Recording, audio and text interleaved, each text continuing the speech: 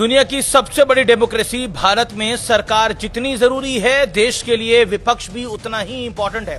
देश की तरक्की, देश का मान सम्मान, इन सब की जिम्मेदारी सरकार के ऊपर होती है और विपक्ष का टास्क होता है कि एक हेल्दी डिस्कशन और डिबेट के साथ देश हित में सरकार का सहयोग करे। लेकिन सवाल है कि क्या भारत का विपक्ष अपना रोल ठीक से और जिम्मेदारी से अदा कर रहा है, निभा रहा है?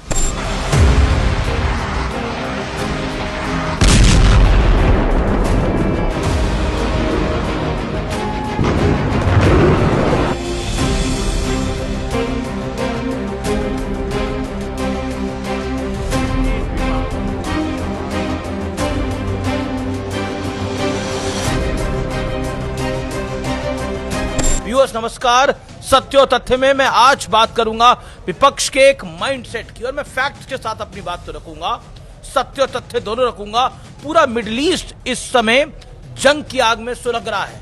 क्या दोहा, क्या कतर और क्या दुबई, क्या आबू धाबी, क्या बाकी मुल्क, अच्छे अच्छे देश जिनका पूरा फोकस डेवलपमेंट पे रहा है, इकोनॉमी पे रहा है, वो भी इस युद्ध में इस समय फंसे हुए हैं। यूएई, सऊदी अरब, कतर, ओमान जैसे तमाम मुल्क ईरान बनाम इजराइल और अमेरिका वाली जंग में भारी कीमत इस समय चुका रहे हैं। जगह जगह मिसाइल पड़ रहे हैं, धमाके हो रहे हैं। आम लोगों से लेकर इन देशों के इंफ्रास्ट्रक्चर तक सब कुछ इस समय दांव पे लगा हुआ है। लेकिन ऐसे हालात में भारत से नो टू वॉर वाली पॉलिसी के साथ निरंतर तरक्की की राह पर आगे बढ़ रहा है। देश के लोग पूरी तरह से सुरक्षित हैं और सरकार ने भी ये स्पष्ट कर दिया है कि पेट्रोल और डीजल की कीमतों पर फिलहाल कोई इंपैक्ट नहीं पड़ेगा और हमारे पास ऊर्जा भी ठीक ठाक दिनों की बची हुई है, लगभग 1 महीने की है, 25 दिनों की है। यानी देश में तो सब कुछ चंगा है, अच्छा है।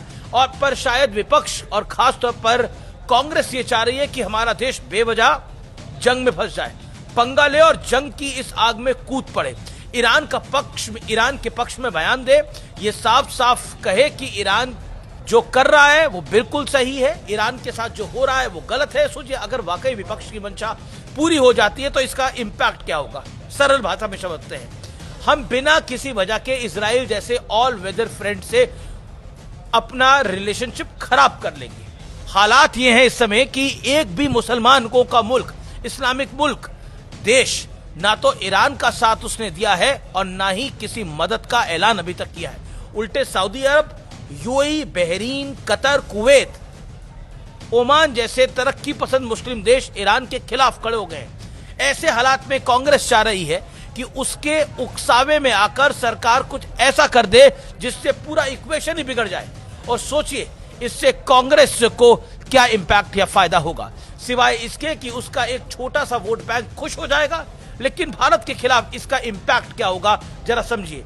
ईरान में 10,000 से ज्यादा भारतीय हैं, लेकिन यूएई, सऊदी अरब, कुवैत, कतर, ओमान में भारतीयों की संख्या जोड़े तो करीब 1 करोड़ से ज्यादा पहुंच जाती है या फिर उसके आसपास पहुंच जाती है। सिर्फ इस संख्या को समझ लें तो आपको पता चल जाएगा कि कांग्रेस कितना खतरनाक खेल खेल रही है, क्योंकि ईरान के साथ खड़े दिखने का असर इन देशों में रह रहे भारतीयों पर तो पड़ेगा ही, साथ देश की इकोनॉमी को भी एक बड़ा झटका लगेगा। भारत देश की इकोनॉमी को झटका लगेगा, क्योंकि इस वक्त करीब 100 इंडियन मर्चेंट शिप्स गल्फ के आसपास फंसी हुई हैं। इन सब पर बुरा असर पड़ सकता है, यहां तक कि गल्फ से भारतीयों को सुरक्षित निकालने में के मिशन पर भी इसकी आंच आ सकती है। और गलती से ये सब कुछ कहीं हो गया तो यही कांग्रेस नरेंद्र मोदी की सरकार को, बीजेपी को कटघरे में खड़ा करेगी और कहेगी कि देखिए मोदी जी, आपकी विदेश नीति ने देश का कितना बड़ा नुकसान करा दिया है। यानी देश की कीमत पर कांग्रेस को पॉलिटिक्स करने का एक बड़ा मौका मिल जाएगा, हो सकता है थोड़ा लाभ भी मिल जाए। और रही बात राष्ट्रहित की, तो ऑपरेशन सिंदूर में भारत पूरी दुनिया को यह दिखा चुका है और समझा भी चुका है कि अगर कोई भारत की तरफ आंख उठाता है तो नया भारत उसे घर में घुस के मारता भी है और सीना ठोककर दुनिया को इसका सबूत भी देता है। ऑपरेशन सिंदूर के दौरान मात्र 4 दिनों में हमने पाकिस्तान को घुटने पे ला दिया। और याद है, यही लॉबी कहती थी से नो टू वॉर, आज यही लोग लॉबी कहती है से यस टू वॉर। और इसके बाद भारत फिर अपने डेवलपमेंट और ग्रोथ वाले मिशन में आगे निकल गया।